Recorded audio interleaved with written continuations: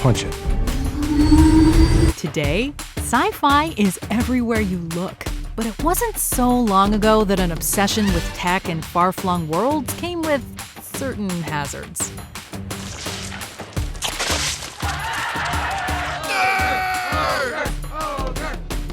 Welcome to WatchMojo's series, How Geek Culture Became Pop Culture. Once niche and ridiculed, geek culture has exploded into the mainstream. How did so much change?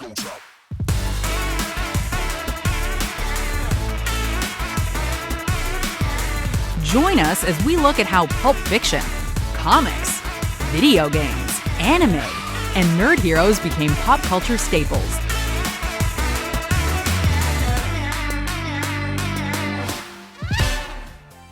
Modern science fiction has its roots in the works of celebrated writers like Mary Shelley, Jules Verne, and H.G. Wells. It's alive! But it was actually the now relatively obscure pulp magazines of the 1920s that shaped the genre and fandom as we know them today. One of the most influential was Hugo Gernsback's Amazing Stories, the first magazine dedicated exclusively to sci-fi. Debuting in 1926, it inspired and eventually featured the tales of the genre's big three: Arthur C. Clarke, Robert A. Heinlein, and Isaac Asimov. Crucially, the magazine also printed the addresses of readers in a letter column, allowing them to mail each other directly. Soon, sci-fi enthusiasts were sharing their passions in unofficial publications that came to be known as fanzines. Thus, pulp magazines actually gave birth to fandom.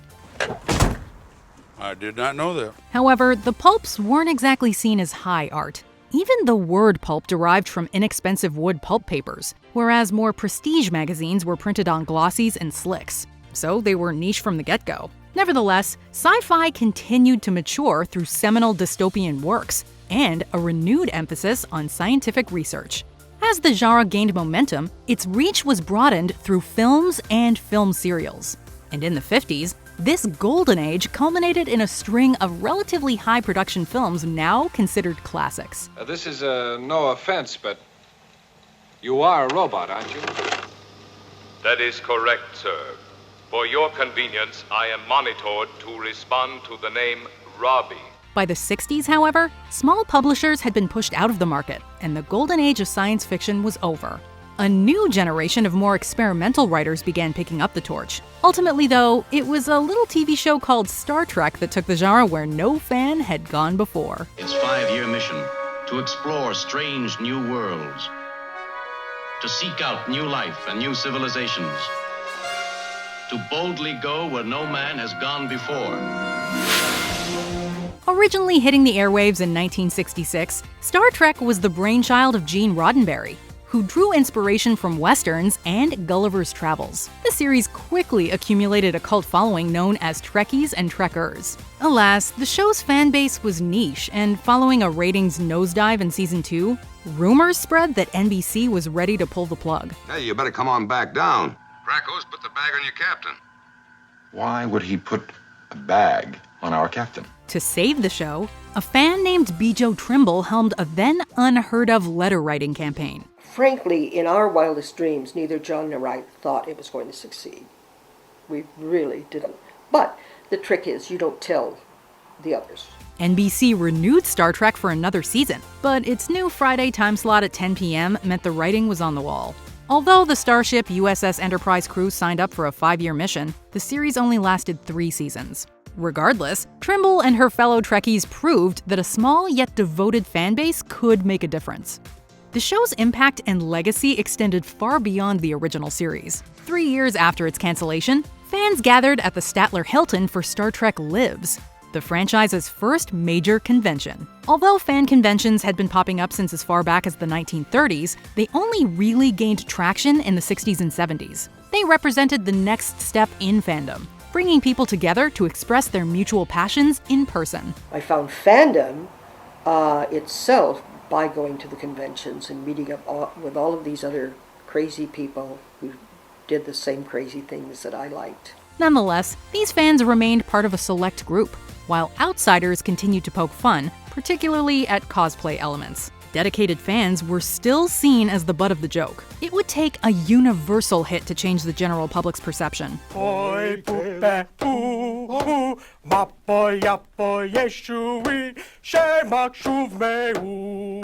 Fortunately, sci-fi was going to bold new places on the big screen as well. By 1968, critics started seeing the genre in a new light thanks to 2001: A Space Odyssey and Planet of the Apes. You maniacs!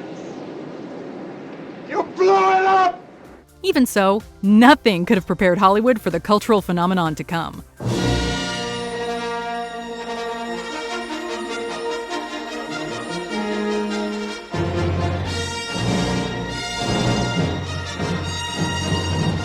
If Jaws invented the summer blockbuster, then Star Wars proved it was here to stay in 1977. George Lucas's epic space opera borrowed heavily from Pulp Fiction and film serials. At the time, space opera remained a very niche subgenre. That all changed when Star Wars broke box office records, much to the surprise of Lucas and 20th Century Fox. Even more surprising was it wasn't just geeks who made Star Wars a hit. Its popularity leaked over to mainstream audiences and even the Oscars, scoring 7 wins and a nomination for Best Picture. Star Wars was a turning point that demonstrated just how big sci-fi and fandom could be, with hordes of fans showing up for the sequels. Wow, what an ending! Who'd have thought Darth Vader was Luke Skywalker's father? Thank you, Mr. Blow the Picture for me. This popularity led to the revival of Star Trek on the silver screen. Spock, did we just see the beginning of a new life form? Yes, Captain. We witnessed a birth. Possibly a next step in our evolution. I wonder.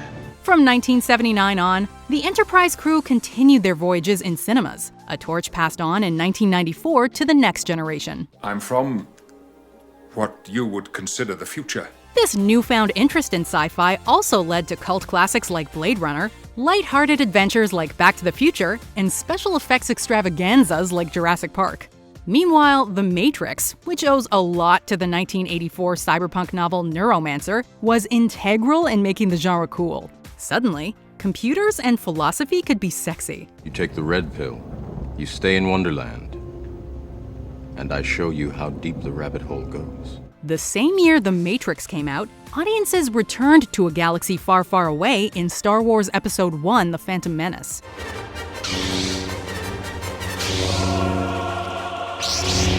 The hype for this prequel was unprecedented, but the saga was forever changed thanks to Jar Jar and midichlorians.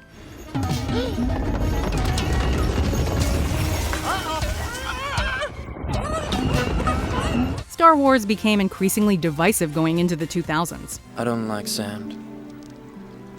It's coarse and rough and irritating, and it gets everywhere. Fortunately, a new hope was emerging on the small screen. Television shifted to high-quality scripted television in the new millennium. Lost was a notable game-changer with its ambitious premise and overarching mystery, bridging the gap between mainstream TV and cult TV. Jacob didn't say anything to me about Desmond. Doesn't sound like he said anything about anything. It's kind of true, dude. He's worse than Yoda. I got a bad feeling about this. One of its creators, J.J. Abrams, was tasked with rebooting the Star Trek film series. The result was the franchise's highest-grossing entry to date. Got it. Armed phasers, fire everything we've got. Yes, sir.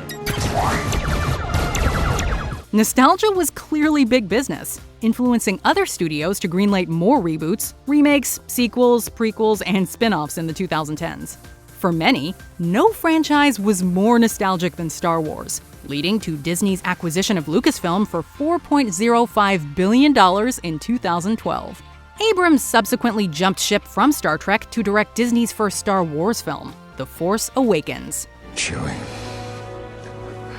we're home. The first entry in the Star Wars sequel trilogy was a critical hit and the biggest domestic box office success ever. The response to The Last Jedi and Rise of Skywalker was all over the map, however, with some praising them and others saying, bring back the prequels. I'm sorry. I'm sure you are. Wherever you stand on Disney's handling of Star Wars, fans seem to agree on one thing. The Mandalorian is so worth the Disney Plus subscription.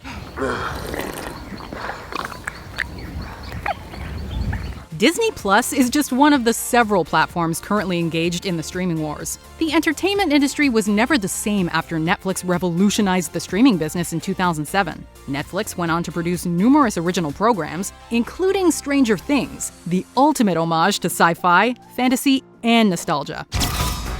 Wait, hold up the proton blaster. In a way, Stranger Things has brought things full circle. The geeks who grew up dressing up as Ghostbusters are now the ones producing a majority of the content. What was once described as niche is the new norm. Through Star Trek, Star Wars, Stranger Things, and others, sci-fi fans have earned their place at the cool kids table. Make sure to tune in for our next episode of How Geek Culture Became Pop Culture, where we'll be talking fantasy from Hobbits to Harry Potter.